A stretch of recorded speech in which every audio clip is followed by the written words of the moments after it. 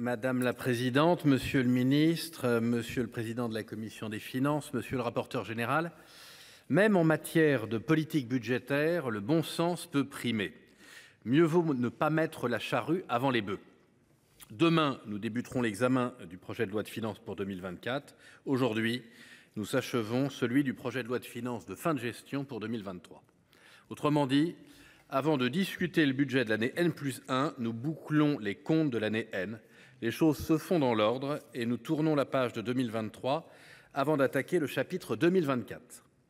Dans le référentiel des lois de finances, c'est surtout une page qui s'ouvre, car ce projet de loi de finances de fin de gestion pour 2023 est la toute première occurrence de cette nouvelle catégorie de loi de finances.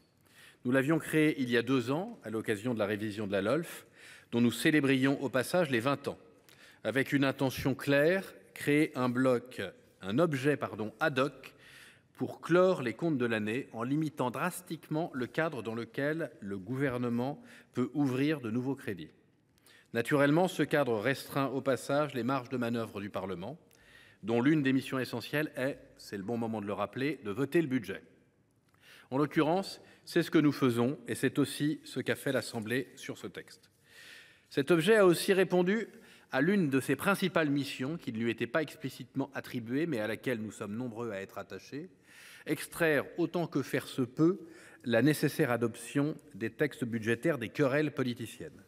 En effet, restreindre le cadre des discussions budgétaires pour clore les comptes de l'année N, c'est réduire les espaces de débat. C'est très souvent regrettable, mais lorsqu'il s'agit de tenir la comptabilité nationale, cela peut s'avérer utile. Le Sénat a pris sa responsabilité pour que le gouvernement puisse faire adopter ce texte dans les meilleures conditions. Je tiens à cet égard à saluer le travail du rapporteur général et du président de la commission des finances. Au-delà de ces aspects formels, je voudrais revenir sur quelques points de fond, sans ouvrir les débats sur l'état de nos finances publiques que nous aurons tout loisir d'aborder dès demain dans le cadre du PLF. Ce texte porte 3 mesures importantes et symboliques. Primo, l'augmentation des crédits de la mission Défense à hauteur de 2,1 milliards d'euros. Secondo, l'abondement du fonds de soutien à l'Ukraine. Tertio, le déblocage à l'initiative de notre rapporteur général de 20 millions d'euros pour les réfugiés de l'Arménie. Ces 3 mesures nous rappellent que certaines mesures sont plus stratégiques que d'autres, notamment lorsqu'il s'agit de préserver notre démocratie et défendre nos valeurs.